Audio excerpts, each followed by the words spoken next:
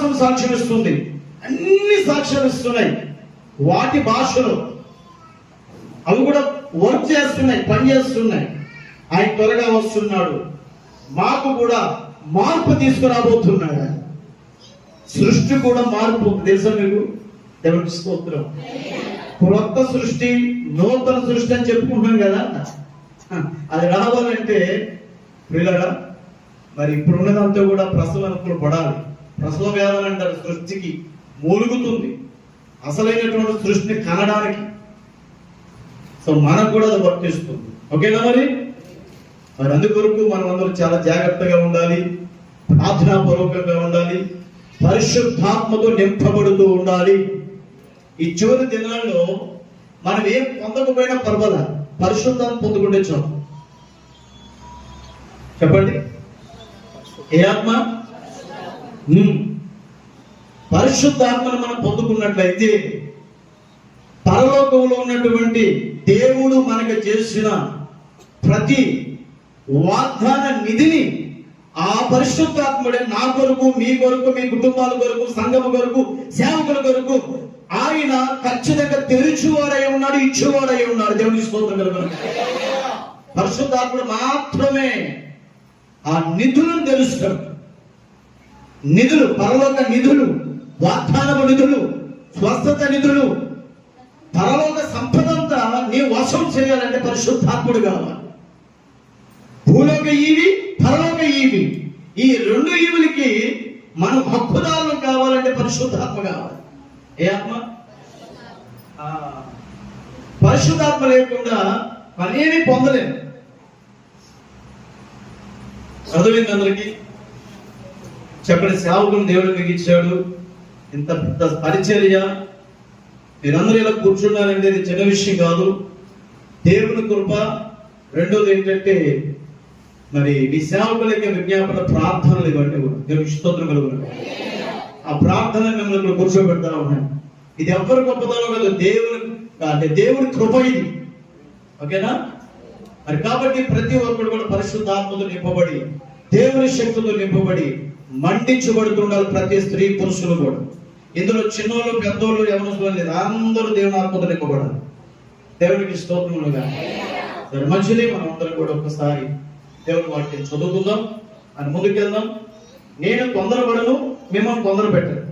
చక్కగా మీకు అర్థమయ్యే భాషలో కొన్ని విషయాలు, కొద్ది నిమిషాలు మన వాక్యం మాట్లాడుకుందాము.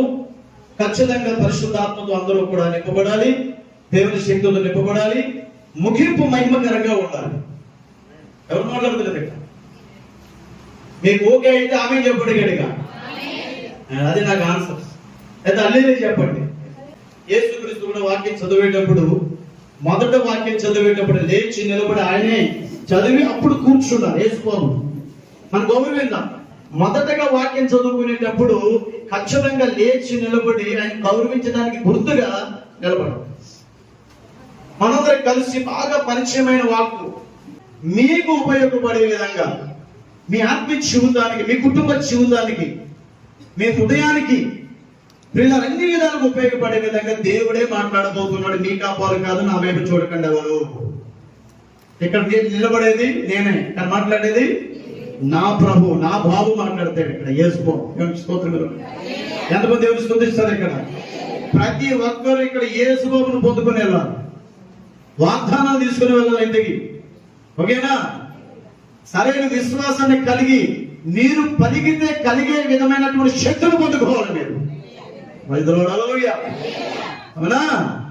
భూమిని తలక్రిందులు చేసేవాళ్ళు ఇక 2 గోదావరి మధ్యలో ఉన్నారని కూడా ప్రపంచంలో, అంటే లేకపోతే ఈ యొక్క కాన్సెప్ట్ కూడా అనేక మంది చెప్పుకోవాలి. దేవునికి స్తోత్రములు ఉండగా వాక్యం చదువుతాం. యోహాను సువార్త అనంతరం బాగా పరిచయమైనటువంటి వాక్యము. యోహాను సువార్త 15వ అధ్యాయము మనం చూద్దాం.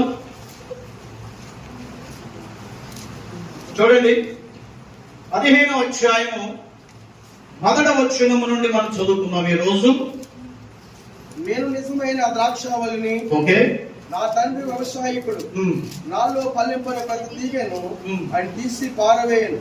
ఫలించి ప్రతి తీగే మరి ఎక్కువగా పరిపోవాలని దానిలోని పనికిరాని తీగులను తీసివేయను. నేను మీతో చెప్పిన మాటను బట్టి మీరు ఇప్పుడు పవిత్రులై ఉన్నారు. నా యందు నిలిచి ఉండుడి, మీ యందు నేను నిలిచి ఎందును. తీగ ద్రాక్షవల్లి నిలిచి ఉంటేనే గాని దానంతట తాను ఎలాగో ఫలింపదు, అలాగే నా యందు నిలిచి ఉంటేనే గాని మీరును ఫలింపరు. ద్రాక్షవల్లిని నేను, తీగలు మీరు. ఎవడు నా యందు నిలిచి ఉండను, నేను ఎవరి యందు నిలిచి ఉండును వాడు బహుగా ఫలించును. నాకు వేరుగా ఉండి నేనేమీ చేయలేవు. ఎవడైనను నా యందు నిలిచి ఉండని ఎడల వాడు తీగ వల్ల బయట పారవేయబడి ఎండిపోవును. మనుషులు అట్టు వాటిని పోగు చేసి అగ్నిలో పారవేతురు, అవి కాల్చిపోవును. దేవునికి స్తోత్రం కలుగును గాక. మరొక వాక్యం యెహెజ్కేలు గ్రంథము 19వ అధ్యాయము 10వ వచనాన్ని కూడా మనం చదువుదాం. యెహెజ్కేలు గ్రంథము 19వ అధ్యాయం 10వ వచనం కూడా చదువుకుందాము.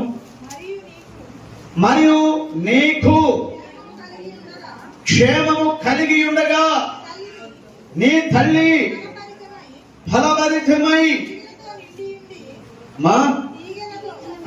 తీగలతో నిండి ఉండి విస్తారమైన జలముల దగ్గర నాటబడిన ద్రాక్షవల్లి వలె నుండెను. ప్రార్థన. క్షేమ కలిగిన తండ్రి, పరిశుద్ధుడా, గొప్ప దేవుడానికి స్తుతులు చెల్లిస్తున్నాను.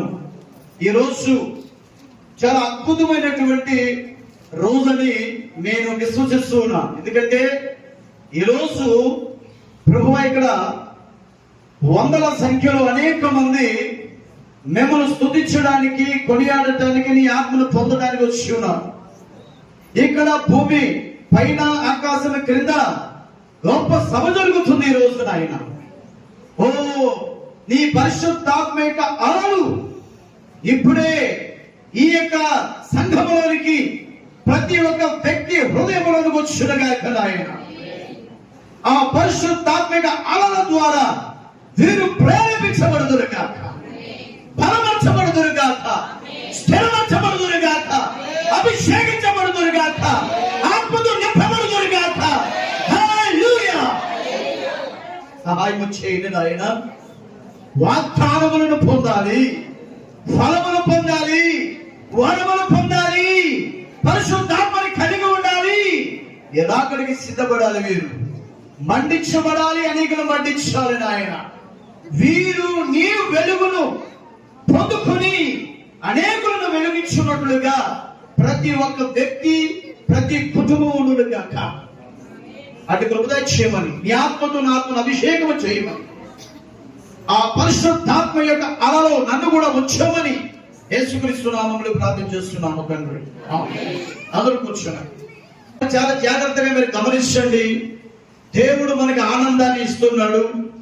ఆ ఆనందము నిజమైన ఆనందముగా ఉండడానికి ప్రియులారా మనకి అనేకమైన వాగ్దానాలు మనం సొంతం చేస్తూ ఉన్నాడు. దేవుని స్తోత్రములు. సరే, మంచిది. మరి ఇక్కడ ప్రభువు యేసుక్రీస్తు ఈ లోకానికి వచ్చినప్పుడు ఆయన చాలా వాక్యోపదేశం చేశాడు, అనేక సంగతులు బోధించాడు. ఆయన యేసుక్రీస్తు ఆయన చాలా మందికి అనేక బోధకులకి బోధించాడు, శాస్త్రులకి బోధించాడు, ఉపదేశకులకి బోధించాడు, ఇశ్రాయేలీయులందరికీ బోధించాడు, సమరయులకు బోధించాడు, ఆయన అన్యజనులకు బోధించాడు. ఆయన పనంతా బోధించడమే. దేవుని స్తోత్రములు గాక. అంతేకాకుండా ప్రియులారా మరి ఆయన సువార్త చేస్తూ అనేక సంగతులు బోధిస్తూ పరలోక రాజ్య మర్మాల మాత్రం శిష్యులకి చెప్పేవాడు. ఆయన సీక్రెట్ చక్కగా వివరించేవాడు. గొప్ప పరిచయం చేశాడు భూమి మీద ఆయన. అయితే నా ప్రియమైన దేవుని పిల్లలారా, ఆయన తన శిష్యులతో ఈ మాట మాట్లాడుతూ ఉన్నారు. ఏమని? యోహాను సువార్త 15వ అధ్యాయము, నాకు తెలిసి ప్రపంచంలో క్రైస్తవులలో ఎవరు తెలియని వారు ఉండరండి. ఈ యోహాను సువార్త 15వ అధ్యాయం సండే స్కూల్ పిల్లల దగ్గర నుండి వృద్ధాప్యంలో ఉన్నటువంటి దేవుని పిల్లలందరికీ అధ్యాయం తెలుస్తుంది బాగా. పాస్టర్ గారు కూడా ఎక్కువ బోధిస్తారు దీని మీద. మీరు కూడా అనేకసారి వినుండొచ్చు, చదువుండొచ్చు. ఆన్సర్ చెప్పాలి నాకు. విన్నారు, చదివారు? Yes or no? ఎస్. ఎలాగైనా పర్వాలేదు, నో ప్రాబ్లం. మీకు అర్థమయ్యే భాషలో నేను చెప్పాలని నేను ముందుకెళ్తాను. దేవుని స్తోత్రములు గాక. మరి జాగ్రత్తగా మనం గమనించున్నట్లయితే నా ప్రియమైన దేవుని పిల్లారా, మీరు చూస్తున్నారు మీ యొక్క ప్రాంతంలో కూడా రకరకాల వృక్షాలు ఇక్కడ ఉన్నాయి. కొబ్బరి చెట్లు ఉన్నాయి, తర్వాత ఇంకా వివిధ రకాల నిమ్మ చెట్లు, లేకపోతే ఇంకొక రకరకాల ఫల వృక్షాలు మీకు ఇక్కడ ఆల్రెడీ ఉన్నాయి. లంక కాబట్టి మాక్సిమం కొన్ని రకాల వృక్ష ఫలాలు ఉన్నాయి మీకు ఇక్కడ. ప్రతి రైతు, భూమిని కలిగిన ప్రతి రైతు కూడా ఆ భూమిలో ప్రియులారా కొన్ని విత్తనాలు వేసి అవి మొలకెత్తిన తర్వాత అవి ఎదిగి పెద్దవయ్యి ఆకులు, కొమ్మలు, రెమ్మలు, కాండం పెరిగి చిగురు పట్టి ఏమండి పెద్ద వృక్షం అవ్వాలని ఆశపడతాడు. అవును కదా? చెప్పాలి మీరు. జరిగింది అంతే కదా. చిన్న వృక్షమైనా పెద్ద వృక్షమైనా వేసిన విత్తనం బ్రతకాలనుకుంటాడు. అవును కదా? చెప్పండి. మీరు ఏ విత్తనం వేసినా, టమాటా విత్తనం వేసినా, బెండ విత్తనం వేసినా, నారింజ విత్తనం వేసినా, నిమ్మ విత్తనం వేసినా, కొబ్బరి విత్తనం వేసినా అది మొలకెత్తాలని కోరుకుంటారు. మీరు వేసిన విత్తనం వేసినట్టుగా చచ్చిపోవాలని అనుకుంటారు. మాట్లాడుతున్నది మీరు అలాగే ఎవరన్నా అనుకుంటారండి? వేసిన భూమిలో పడిన ప్రతి విత్తనం అది చిగురు పట్టాలి, అది ఎదగాలి, పెద్ద వృక్షం అవ్వాలి అనుకుంటాడు. కానీ దానితో పాటుగా అక్కడ దాని సంతోషం ఆగదు, ఆయన ఆనందం అక్కడ ఆగిపోదు. ఆ వృక్షము ఫలములు ఫలించాలని ఆశపడతాడు ఆయన. అప్పుడు ఆదాయం స్టార్ట్ అయ్యింది. అప్పుడు దాకా ఆయన పెట్టుబడి పెట్టాలి, ఆ వృక్షాన్ని కాపలా పెట్టాలి, ఆ తోటకి. అంతే కదండి? కాపలా పెట్టాలి, ఆ వృక్షములకు తగిన వర్క్ చేయాలి, వ్యవసాయం చేయాలి. ఎప్పటి వరకు? ఫలమిచ్చే స్థాయికి వచ్చే వరకు ఎంతో కష్టపడి శ్రమపడి టయానికి భోజనం చేయకుండా పెట్టున్నారా? టయానికి భోజనం చేయకుండా, ఎండైతే ఎండ, వర్షమైతే వర్షం, చలి అయితే చలిలో చెవితోకి వెళ్ళిపోయి ఆ వ్యవసాయ భూమిలో కూర్చొని ఆ వృక్షములకు ఎలాంటి పని అయితే చేయాలో చక్కగా అన్ని రకాలుగా కాపలా, నక్కలు రాకుండా, అడవి మృగాలు రాకుండా, లేకపోతే దొంగలు రాకుండా, ఆ ప్రాంతాన్ని ఎవరు పాడు చేయకుండా ఎంతో కష్టపడి అవసరమైతే రాత్రులు కూడా అక్కడ ఉండిపోతాడు ఆ రైతు. అవును కదా? రాత్రులు కూడా ఉండిపోయి కాపలా కాస్తాడు. ఆ వృక్షములు ఒక స్థాయికి వచ్చిన తర్వాత అవునా? దేవుడికి స్తోత్రం ఉన్నది. ఆ తర్వాత ఒక స్టేజ్కి, ఒక స్థాయిగా వృక్షాలు వచ్చినప్పుడు, ఎప్పుడు ఫలములు ఫలించే స్థాయికి వచ్చేటప్పటికి ఆయన పెట్టుబడి తగ్గిపోతాడు. పెట్టిన పెట్టుబడికి అదనంగా ఆదాయం రావాలని ఆశపడతాడు ఆయన. అంటలేదు ఎవరు కూడా. అదేనా? వేసిన వృక్షాలన్నీ కూడా ఫలములు ఫలించకుండా, ఫలములు ఫలించే స్థాయి వచ్చినప్పటికీ ఆ చెట్టుకు ఫలాలు లేకపోతే నాకు చాలా హ్యాపీగా ఉంది, ఊరిలోకి వచ్చి గంతులేసి సంతోషంగా ఆనందంగా, ఓ నేను వేసినటువంటి ఆ తోటలో ఆ వృక్షానికి ఒక్క ఫలం కూడా రాలేదు, ఈ రోజు నేను కడుపు నిండా ఫోన్ చేస్తాను, విండి చేస్తాను అంటారు ఎవరైనా? మాట్లాడుతూ అనరు. బాధ, వేదన ఏంటి? ఫలము ఫలించే స్థాయికి వచ్చినా గాని ఫలాలు ఎందుకు ఫలించదు కదా ఈ చెట్టు? ఏమైంది చెట్టుకి? ఇంకా ఎరువయ్యారా? వేరే ఇతర కంపెనీలు ఏమన్నా మందులు ఇచ్చి కొట్టారా? అవన్నీ చేస్తారు, అయినా ఫలం రావటం లేదు, ఫలం రావటం లేదు. బాధ ఉంటుందా? సంతోషం ఉంటుందా? చెప్పండి. యేసుక్రీస్తు ఈ లోకానికి ఒకసారి వచ్చిన, అదే ఈ లోకానికి వచ్చినప్పుడు ఒకసారి ఆయన ఆకలి వేసింది. ఆయన ఆకలిని ఆయన అంజరుపు కాయలు తినాలనుకున్నాడు, అంజరుపు ఫలములు, అంజరుపు పళ్ళు తినాలనుకున్నాడు ఆయన. మీకు తెలుసు కదా. తినాలనుకుని ఒక చెట్టును చూశాడు, అంజరుపు చెట్టు. ఆ చెట్టును చూడగానే ఆకులు చాలా పచ్చగా ఉన్నాయి. విన్నారా? చాలా బాగున్నాయి ఆకులు. ఖచ్చితంగా ఈ చర్చికి ఫలాలు ఉంటాయి. కొన్ని ఫలాలు తిందామని చెప్పి ఆ వృక్షం దగ్గరికి వెళ్ళి చూశాడు. ఆ కాపు ఎందుకు చూశాడు, ఒక్క ఫలం కూడా లేదు కదా. యేసుక్రీస్తు శిష్యులతో చూసారా, ఒక్క ఫలం కూడా ఈ చెట్టుకి లేదు. ఈ చెట్టు దీవించబడును గాక రెండు పొలం ఆనందం. ఏం చేశాడు ఆయన చెప్పాలి మరి, ఏం చేశాడు ఆయన? అలా సిస్టర్స్ మీకు చెప్తున్నాను, వెంటనే యేసుక్రీస్తు వాళ్ళందరూ చూస్తూ ఉండగా ఆ చెట్టును ఆయన తెప్పించాడు. ఈ చెట్టు ఇంకెప్పటికీ పొలంలో ఫలించుకోకుండా ఎండిపోను గాక. ఆ తర్వాత చెట్టు ఏరులతో సహా ఎండిపోయింది, ఆకులు రాలిపోయింది, మోడే మిగిలింది. ఆ చెట్టు మోడైపోయింది. మోడిగా చేయగలడు, మోడిగా ఉన్న చెట్టుని చిగురింప చేయగలడు ఆయన. పచ్చగా ఉన్నదాన్ని ఎండిపోయినట్టు చేయగలడు, ఎండిపోయిన చెట్టుని పచ్చగా చేయగలడు ఆయన. సృష్టించగలడు, సృష్టించిన దాన్ని నాశనం చేయగలడు ఆయన. ఇవ్వగలడు, ఇవ్వబడిన దాన్ని తీసేయగలడు ఆయన. మాట్లాడలేదు ఎవరు మీరు? అలాంటి గొప్ప సృష్టికర్త నా దేవుడు. ఎవరు దేవుడు? వినపడలేదు. మా దేవుడు అంటే ఇంకెక్కడ ఉన్నారు మీరు? నా దేవుడు అని చెప్పాలి ధైర్యంగా. నా దేవుడు మా కాదు, మా దిశ నీకు అయిపోయింది. వ్యక్తిగతంగా మీకు మీరుగా సాక్ష్యం రావాలి.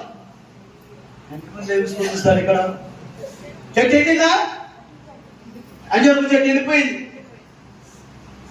శిష్యులు ఆశ్చర్యపోయారు. తర్వాత చూసి ఒకరొకరు చెప్పుకుంటున్నారు, పేతురు ఈయన నోటి మాట ఎంత స్పీడ్గా పనిచేసిందిరా, చాలా జాగ్రత్తగా ఎంతో మనల్ని కూడా ఏదో వేసేస్తాడేమో మాట్లాడతారు. చాలా జాగ్రత్తగా ఉండాలన్న ఈయన నోటి నుండి శాపవచనం రప్పించుకోకూడదు, ఆశీర్వచనం రప్పించుకోవడం మనం మాట్లాడుతుంది. మరి యాకోబ చాలా జాగ్రత్త, పేతురు అని వస్తూ ఎక్కువ నీకు చాలా జాగ్రత్తగా చదవాలి. ఇలాగా మాట్లాడు చూస్తున్నారా? దేవునికి మహిమ కలుగును గాక. ఎంతమంది దేవుని స్తుతిస్తారు? కాబట్టి నేను ఎందుకు చెప్తున్నాను విషయం అంటే, పిల్లరా, ఫలములు ఫలించిన చెట్లుని రైతు ఎంతకాలం భరిస్తాడు? మనం చాలాసార్లు చెప్పుకున్నాం. ఒక చెట్టు ఉంది, ఫలాలు బయట చెట్టు లేదు, నరికేద్దాం ఉన్నాడు యజమానుడు, ఇంకో వ్యాన్స్ ఉన్నాడు, వర్క్ చేసాడు ఆయన కొంచెం ఒక సంవత్సరం. అప్పుడు కూడా ఫలించకపోతే మీరు ఆయన తెచ్చారు, బ్రతుకులాడుకున్నాను. నేనేం చెప్తానో గుర్తుపెట్టుకోండి. అప్పుడు రైతు ఏం చేస్తాడంటే, చూసి ఈ చెట్ల వల్ల భూమి పాడైపోతుంది, నాకు ఆదాయం లేదని చెప్పి మొత్తం చెట్లన్నీ అంతేనా ఇంటలేదు. ఒక మనిషి చేస్తాడు, దేవుడు కూడా అదే చేస్తాడు. దేవుడు ఎదుట ఫలించాల్సిన చెట్లు మనమే. దేవుని ఎదుట ఫలములు ఇచ్చేటటువంటి చెట్లు మనమే. మీరైతే మేము కాదన్నట్టు చూస్తున్నారండి ఆయన మీరు చాలా జాగ్రత్తగా వెళ్ళాడు. అలాగే ఒక దైవజనుడు, ఒక కాపరి, ఒక సంఘాన్ని కాసే కాపరి, దైవజనుడు, దైవ సేవకురాలు చెట్లుగా పోల్చబడినటువంటి మీ అందరినీ కూడా చక్కగా ఒక పొలంలోని కనుక సంఘంలోకి నడిపించి సువార్త చెప్పి, వాక్యం చెప్పి, ప్రార్థన చేసి, అదే ఎరువు వర్క్ చేసి, ఆత్మ సంబంధమైన వ్యవసాయం ఇది. అది శరీర సంబంధమైన వ్యవసాయం, అది ఇది ఆత్మ సంబంధమైన వ్యవసాయం. ఇది మాట్లాడతలేదు. దేవుడు అప్పగించాడు. ఓ నా సేవకుడా, వచ్చి ఇక్కడ వర్క్ చేయి, నువ్వు ఆత్మీయ వ్యవసాయం చేయి. మీకు సువార్త చెప్పి, వాక్యం ప్రకటించి, ప్రార్థన చేసి, మీకు బాగోలేకపోతే ఉపవాసాలు ఉండి, రాత్రి పగలు కూడా నిద్రపోకుండా, ఎవరైనా హాస్పిటల్లో ఉంటే దర్శించడానికి వచ్చి, ఇంట్లో బాగోలేకపోతే చూడడానికి వచ్చి, ప్రార్థన చేసి, కొన్నిసార్లు ఆర్థిక సహాయాలు చేసి, మరలా ఉపవాసాలు ఉండే ప్రభు కుటుంబాన్ని మీరు ఏ విధము చేతనైనా కాపాడండి ప్రభు అని మరి ప్రార్థన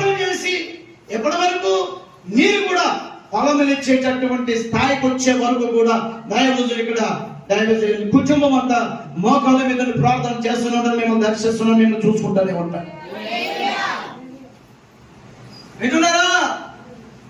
ఒక స్థాయికి వచ్చిన తర్వాత మీరు ఫలించవలసిన ఫలాలు ఫలించకపోతే మీ సేవకుడు ఏమీ చేయడు. ఈయన నియమించేందుకు యజమానుడు ఉన్నాడు పరలోకంలో. ఆయన వచ్చి ఏమైతే ఫలించడం లేదో వాక్యానుసారంగా వాళ్ళని తీసేస్తాడు, ఆయన ఏరేస్తాడు. ఆయన నిజమేనా? ఇప్పుడు దేవుని వాక్యం దగ్గరకు ఇది ఆయన మనసులో పెట్టుకుని మీకు చెప్పనండి. అసలైన ఒరిజినల్ రైతు పరమేశ్వరుడు, అసలైన వ్యవసాయకుడు ఆయన. అసలు పొలం వేసిందే ఆయన. ముందు భూమి, ఈ భూమి అనేటటువంటి భూమి అంతా ఆయనదే కదా. భూమి సృష్టించాడా? పొలం వేసిందే ఆయన. పొలాన్ని కాయడానికి మనుషులు పెట్టిందే ఆయన. ఎవరాలు పేరేంటి అమ్మా? ఎస్, భూమి నాదన్నాడు ఆయన. పొలమంతా నాదే, మీరు చూసుకోండి ఇచ్చేసాడు వాళ్ళకి. అవునా? అది ఒరిజినల్గా చెప్పుకోవాలంటే ఆయనే అన్నింటికి మూలం, యజమాని, అధికారి. విత్తనమును సృష్టించింది ఆయన, విత్తనములు భూమిలో నాట్యం చేసింది ఆయన, మొలిపించింది ఆయన, కాపలా పెట్టింది ఆయన, వ్యవసాయం చేయించింది ఆయన, వృద్ధులకు తెచ్చింది ఆయన. ఆయన ఆయన మన ఆయన యేసుక్రీస్తు. ఏనా? ఎవరికి మేము వెలుగులుగా? ఆయన ఎవరు కాదు, మన ఆయన. నిన్ను సృష్టించిన సృష్టికర్త నీకు భర్తను బైబిల్ ఉందా? అదే ఆయన. ఎంతమంది ఎవరు స్తుతిస్తారు? హల్లెలూయా. చాలా జాగ్రత్తగా మనం గమనిద్దాం ప్రియులారా. ఈ రోజు ముగించే ముందు ఈ మాటలు మీకు అందరికి అర్థమవుతుందో లేదో నాకు ఒక్కసారి రెండు చేతులు ఎత్తి దేవుని స్తుతించి చెప్పాలి. ఎంతమందికి అర్థమవుతుందన్నమాట. చాలా సంతోషం. అయితే యేసుక్రీస్తు శిష్యులతో ఏమన్నారంటే, నేను నిజమైన ద్రాక్షావళిని, నా తండ్రి ఏమో వ్యవసాయకుడు. ఎవరు? నేనేమో ద్రాక్షావళిని, నా తండ్రి ఏమో వ్యవసాయకుడు. ఆయన వ్యవసాయకుడు ఏంటంటే ఏమంటున్నారు ఈయన? ఏ వ్యవసాయం చేస్తాడు ఆయన? అన్ని వ్యవసాయాలు ఆయనవే, అన్ని వ్యవసాయాలు ఆయనవే. అందాక పెట్టాడు మనుషుల్ని. ఈ అందాక పెడితే ఇదంతా నాదనుకున్నారు వీళ్ళు.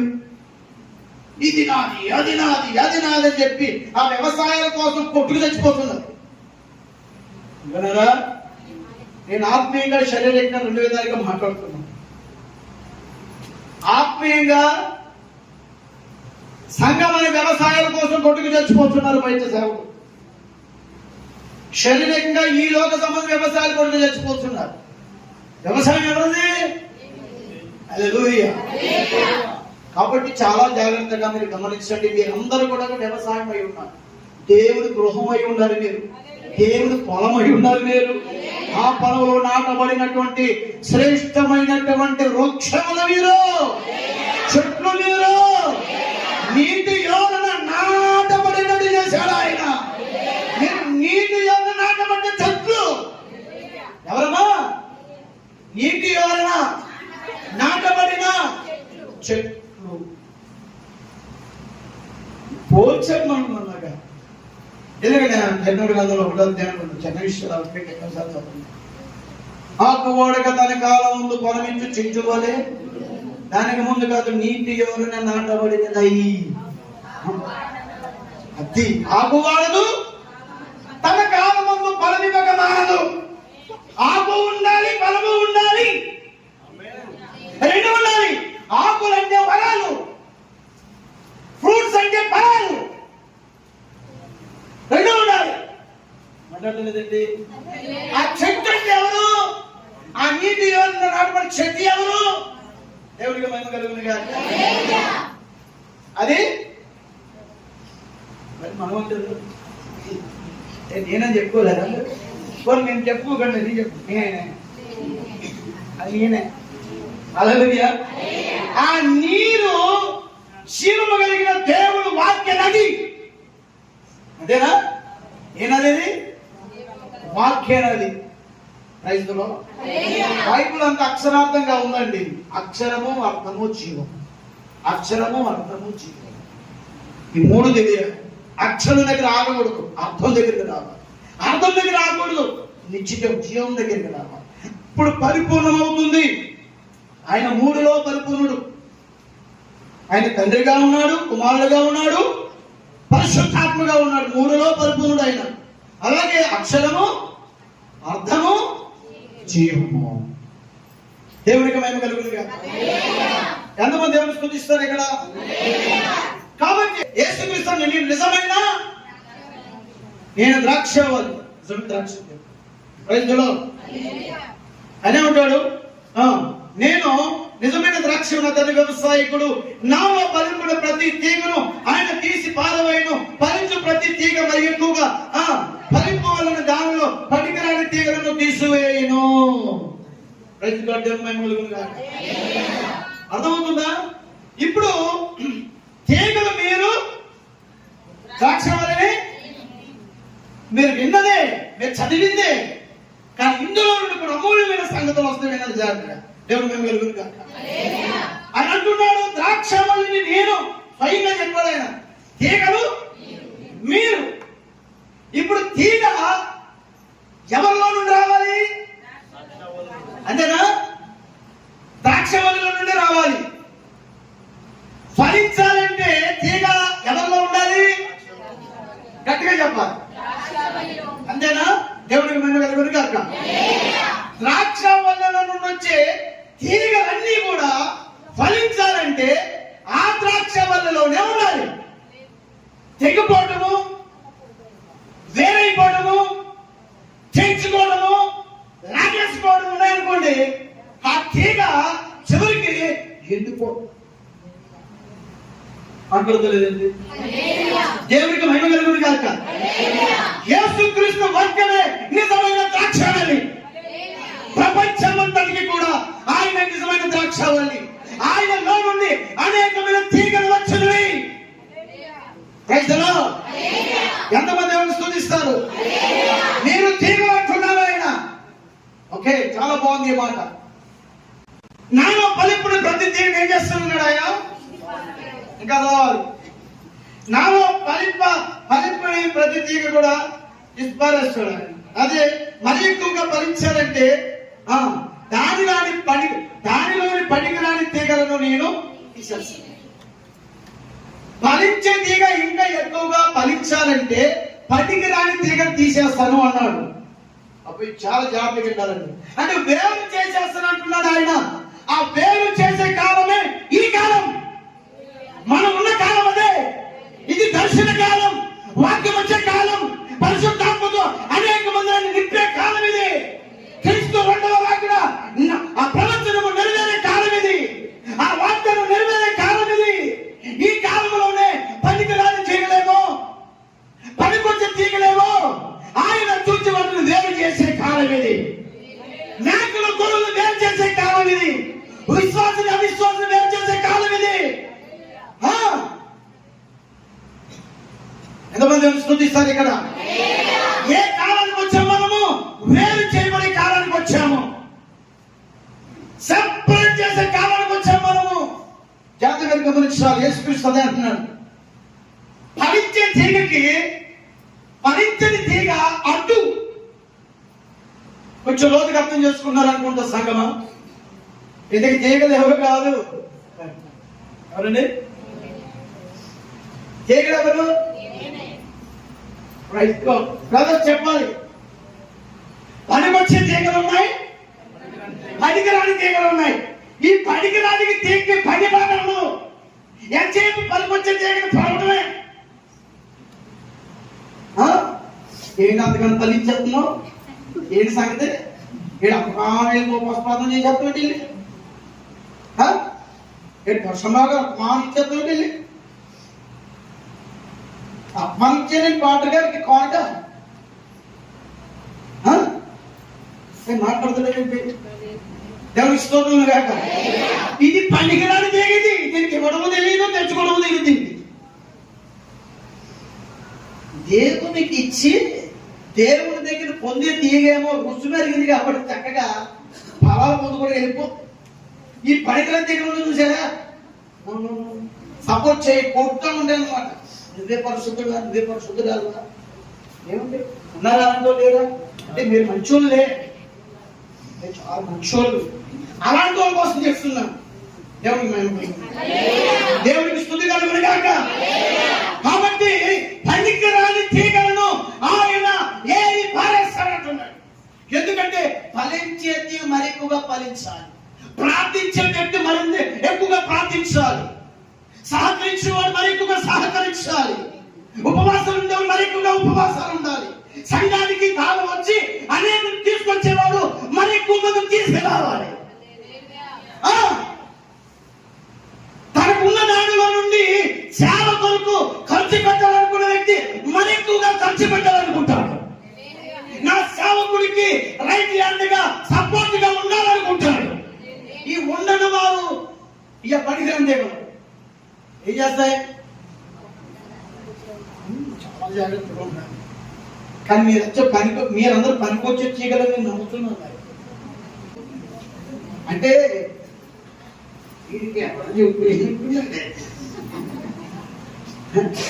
యేసు బాబే చెప్తాడు ఏం చెప్పాలని.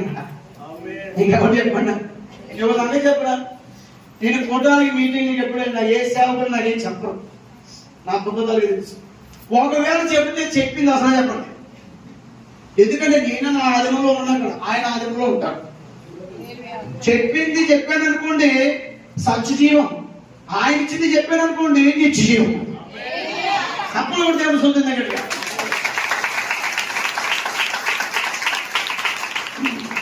మీ దైవజనుల కోసం చెప్పాలంటే ఏ రోజు కూడా ఎప్పుడు కూడా నేను గతం నుంచి వస్తున్నాను కదా, అయ్యా మా సంఘ పరిస్థితి ఇదండి, మా పెద్దలు ఎలా ఉంటారండి, మా సంఘం ఎలా ఉంటుందండి బాబు, కొంచెం దేశాల కోసం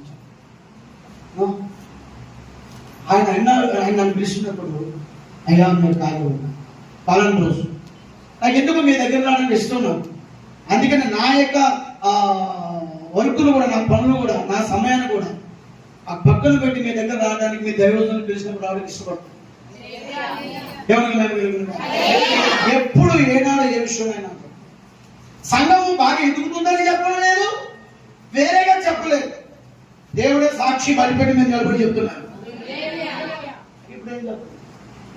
అది నిజమైన దైవజనుడు. దేవుడు మాట్లాడతాడండి, మీరు ఉండండి అంటాడు. అది దేవుని కార్యం జరుగుతాయి. ఆర్డర్ స్టార్ట్ అయిపోయినాయి. ఇక్కడ దేవుని కార్యం మొదలైంది. దేవుని ఆత్మ పనిచేస్తుంది. ఇప్పుడు ఈ సెకండ్, ఈ తక్షణ, ఈ క్షణంలో దేవుని ఆత్మ ఇక్కడ పనిచేస్తా ఉన్నాడు. నమ్ముతున్నారా? ఆయన శక్తి మీరందరూ ప్రదర్శిస్తా ఉంది. ఇక్కడ మిమ్మల్ని ఆయన ఒక అలవలే మీ మధ్యకి వస్తున్నాడు. ఇప్పుడు అలవలే మీ మధ్యకి వస్తున్నాడు ఆయన. ఇప్పుడు మీరు ఆయన పొందుకోబోతున్నారు. కాబట్టి పనికిరాని తీగలు ఎందుకు తీసేస్తానన్నాడు ఇప్పుడు చెప్పండి. ఫలించే తీగకే అడ్డు. ఫలించే తీగ ఇంకా ఎక్కువ ఫలించాలంటే తీసేయండి. పొలంలో చేసే పని కదా, కొలుపు మొక్కలు ఎందుకు తీసేస్తా చెప్పండి. మరి అన్ని మీకు చెప్పాలా, సమయం అయిపోతుంది. ఇక్కడ అన్ని చెప్పాలా నేను. కొలుపు ఎందుకు తీస్తారు? అసలైన మొక్కకి దెబ్బ రాకుండా, ఫలించడానికి అడ్డు రాకుండా. ఎందుకంటే అన్నింటికంటే ముందు ఇదే వేసుకుంటున్నది బయట. ఏది ఇదంటే పనికిరాని మొక్క, అన్నిటికి ముందు ఉంటుంది. అవసరం వచ్చినప్పుడు అనగబారు. నేనున్నానయ్యా, నేను చేస్తానయ్యా, ఉన్నానయ్యా, నేను ఉన్నాను కదయ్యా. ఆ సమయం వచ్చినప్పుడు అమ్మా ఎక్కడున్నావంటే ఊరేనయ్యా.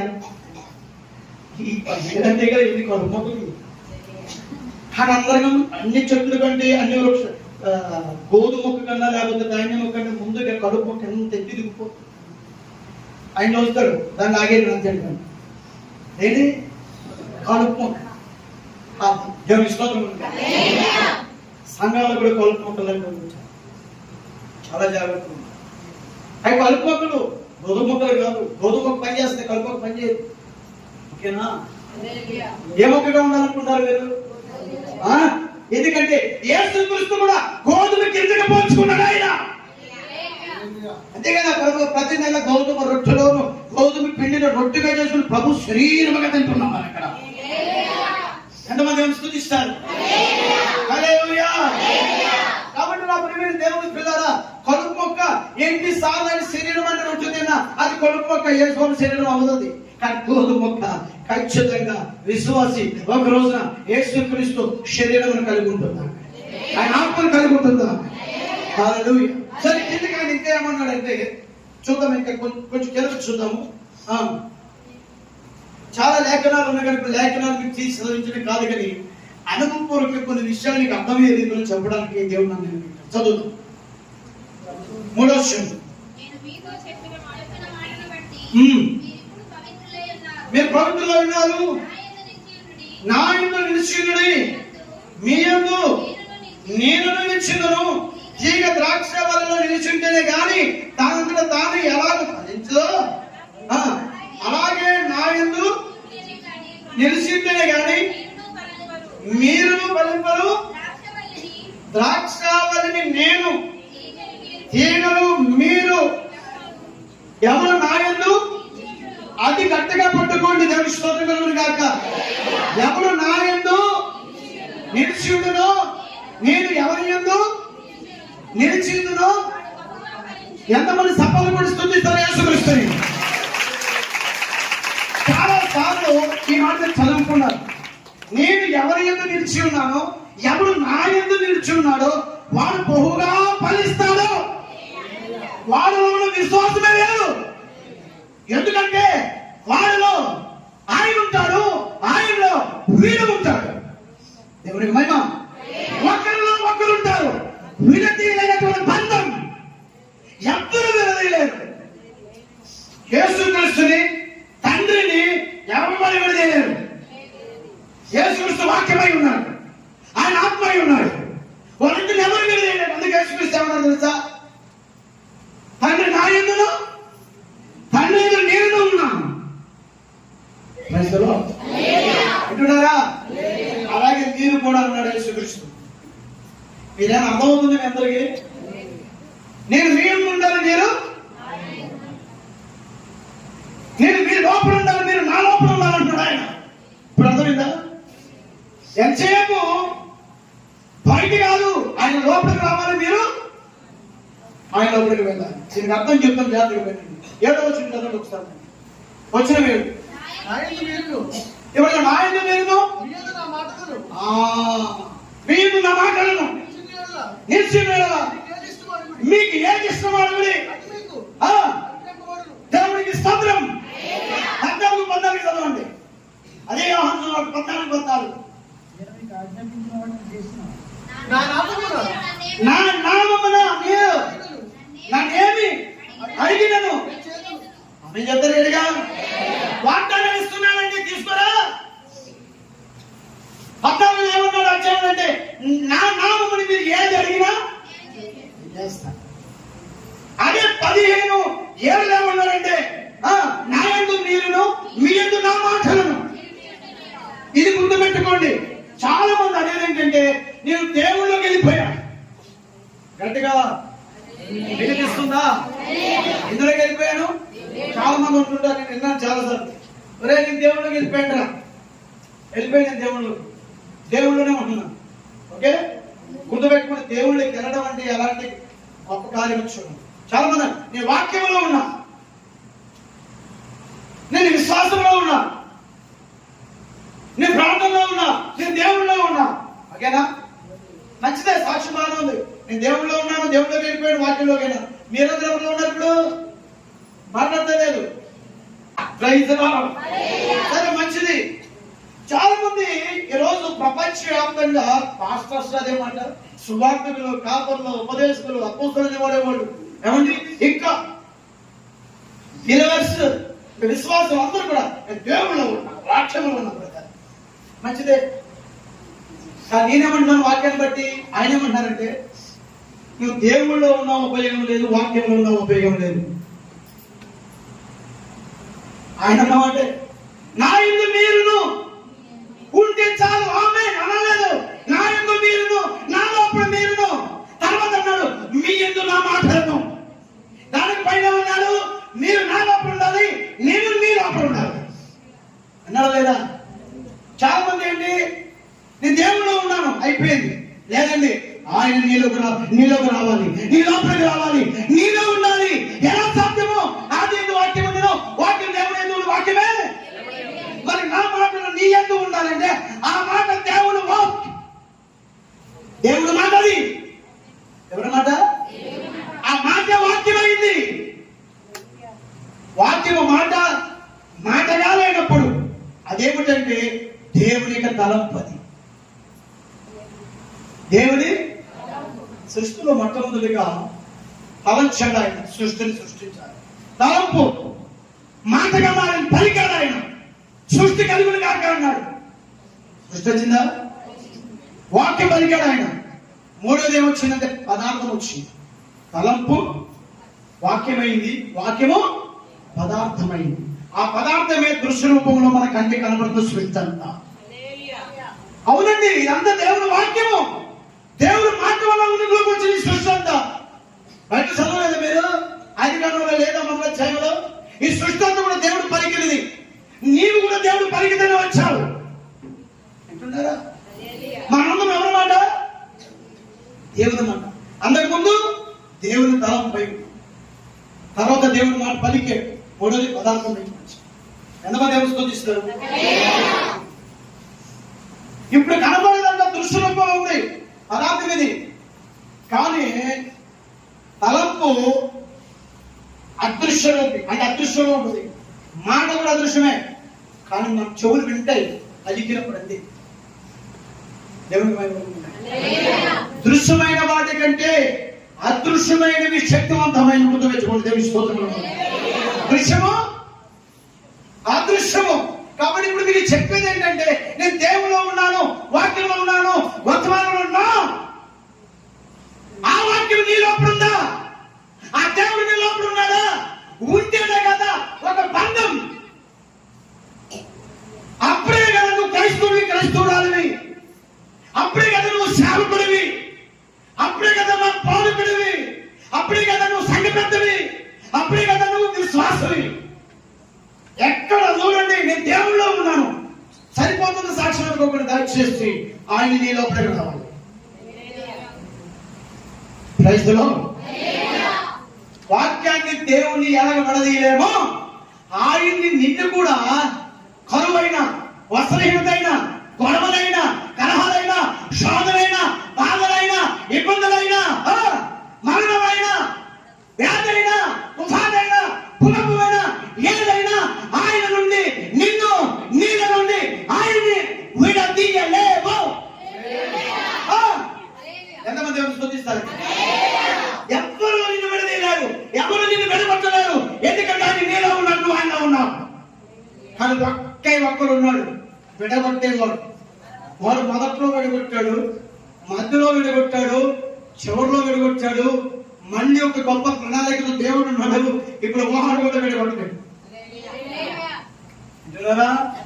దేవుడికి మేము కలుగును గాక. వాడెవరు? ప్రసంగాలు లేకుండా ప్రసంగం ముగింపు అవ్వట్లేదు. మరి ఏం చేస్తాం? తప్పదు. ఎవడాడు? విలన్. ఎవడాడు? అపవాది. వాడి విడగొట్ట ప్రయత్నిస్తాడు. కానీ ఎన్ని రకాలుగా శోధనలు నీ మీదకి వచ్చినా గుర్తు పెట్టుకోండి. జీరోలోకి వచ్చేసిన నీలో ఆయన ఉంటే చాలా. ఎంతవరకైతే నువ్వు కిందకి వెళ్ళిపోయావో, ఎంతవరకైతే నువ్వు శోధనలు కూరుకుపోయావో, ఎంతవరకైతే దుఃఖంలో కూరుకుపోతున్నావో, అన్ని వచ్చి మీద వరకు తొక్కేస్తున్నా చేస్తున్నా. కానీ నీలో ఆయన ఉంటే, నువ్వు ఆయనలో ఉంటే, ఒక రోజున ఎప్పుడు ఎన్నడు నీవు వెళ్ళలేనంటే ఎత్తులకి దేవుడు తీసుకెళ్ళిపోతాడు. అర్థమైందా మీకు? కానీ ఆయన ఎవరిలో ఉండాలి? ఇలా దేవునికి సావుకులైనా, విశ్వాసులైనా కొన్నిసార్లు జీరోలోకి వెళ్ళిపోతారు. ఖర్చు పెట్టుకునే డబ్బులు కూడా ఉండవు, తెచ్చుకోవడానికి బియ్యం తెచ్చుకునే డబ్బులు ఉండదు, ఆహారం ఉండదు, ఏమి ఉన్నప్పుడు పరిస్థితులు వచ్చేస్తుంది. శోధనలు, ఇబ్బందులు, శ్రమలు ఇవన్నీ. ఈ సేవకుడు వాక్యానుసారమైన సేవకుడు అయితే ఈ శోధనలు ఎందుకు వస్తున్నాయి? ఈయనకి ఈ శ్రమలు ఈయనకి ఎందుకు వస్తున్నాయి? వీళ్ళు దేవుడు లేదా? ఉన్నాయి కాబట్టి వస్తున్నాయి. యేసుక్రీస్తు దోణిలో ఉన్నప్పుడు ఏమొచ్చింది? మరి ఉన్న దోణుడు ఎందుకు రాలేదు? తుఫాన్ అంటే తుఫానే కాదు, అది వాడే. ఎవడాడు? వాడు సైన్యం. అది యేసుబాబు నిద్రపోయాడు, పడుకున్నాడు, ఇప్పుడే ముందు చంపాడు అనుకున్నాడు, వెంటనే లేచాడు. కానీ సంఘం అదిపోయింది. అక్కడ శిష్యులు అదిరిపోయారు. చచ్చిపోతుంది ఏమైనా కాపురం రక్షించేవాడు కాపాడేవాడు దోణిలో పెట్టుకుని చుట్టుపక్కల వాళ్ళు పిలుస్తున్నాడు. ఇప్పుడంటే నీ కొరకు కన్నీళ్ళిచ్చి ప్రార్థించి రోధించి విజ్ఞాపన చేసే కాపురం దగ్గర పెట్టుకొని చెప్పండి అది మీ అందరూ మంచులు కాబట్టి చెప్తారు. ప్రార్థించేవాడిని, గోజాడేవాడిని, ఉపవాసం ఉండేవాడిని, ప్రార్థన చేస్తే దేవుడి కార్యకలాపాలు ఇంట్లో పెట్టుకొని ఊళ్ళో పెట్టుకొని వాదనవుతుంది. ఎవరో ప్రార్థన ఎలాగంటే ఏమో జరిగిపోతుందంట, ఎలాగంటే పడిపోతున్నారంట. దేవుడికి పని కలుగుతుంది. అక్కడంట ఆయన ఏదంటే జరిగిపోతుంది పిల్ల. అది ఇదొకటి, అది ఏదంటే జరిగిపోతుందంట. ఒకసారి వచ్చేద్దామా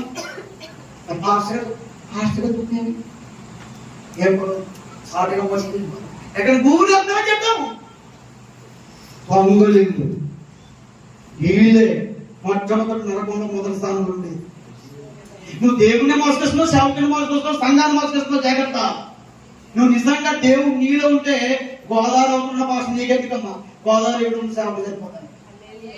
ఈ సేవకుని కాదు, నీ కాపునికి సరిపోతాడు.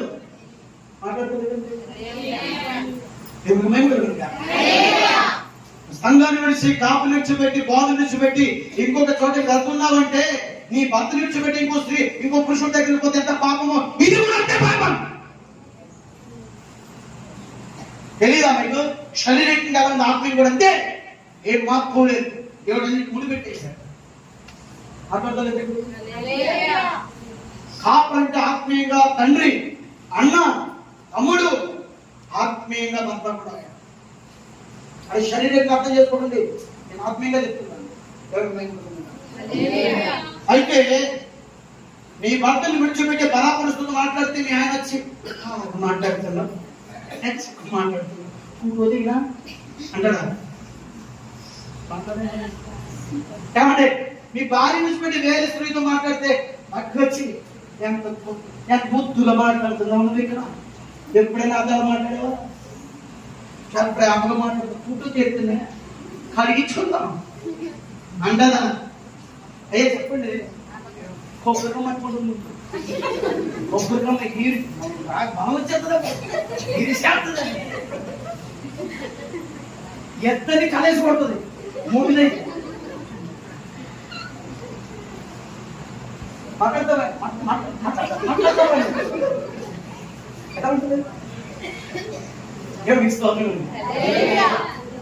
ఎక్కడ గుసగుసలు ఆడకూడదు, ఇక్కడ ఎలాగా చెవులు కొట్టుకోకూడదు, ఇక్కడ కరెక్ట్. మరి సేవకుడిని దేవుడు ఇచ్చిన తర్వాత సేవకుడితో నుండి బాధ్యతలు పొంది సంఘానికి వచ్చి ప్రార్థన చేయించి ప్రార్థన చేసే సేవకు విడిచిపెట్టి వేరే కాపుల దగ్గరికి, వేరే ఎవరో పాస్టర్ దగ్గరికి వెళ్ళి అక్కడ నువ్వు గుసగుసలాడితే దేవుడు ఊరుకుంటాడా? తాడా తీసేస్తాడు, ఉన్నదాన్ని కూడా తీసేస్తాను, ఉన్నది పోగొట్టుకుంటాడు.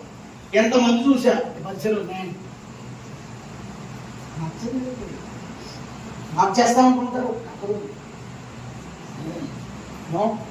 నీ అడ్రస్ ఒక్కటే ఉండాలి, నీ కాపురం ఒక్కటే ఉండాలి, నీ సేవకులు ఒక్కటే ఉండాలి, నీ సంఘం ఒకటే, నీ జన్మస్థలం ఇది. దేవుడు దిగి రావాలన్నా, దిగి వచ్చిన కార్యం చేయాలన్నా ఈ పని పెట్టి దగ్గరే. కార్యం ఈ రోజు జరగలేదు, రేపు జరిగవచ్చు. దేవుడు కార్యం చేసేది పాస్టర్ గారు కదా దేవుడు. వచ్చి మాత్రించి కన్నీళ్ళు కార్యం ఎందుకు జరుగు మాట్లాడుతుంది. పనికి వచ్చే తీగలు ఎలా చేస్తాయి? పనికిన తీగలు ఈ తీగ వాళ్ళు ఉన్న చుట్టూ తినొచ్చిన పెద్ద అంట మాకు డేంజరస్ అంటే ఏమి మీరు మంచి వాళ్ళు అనుకోండి, అందుకోసం చెప్తున్నా. ఎంతమంది దేవుని స్తుతిస్తారు?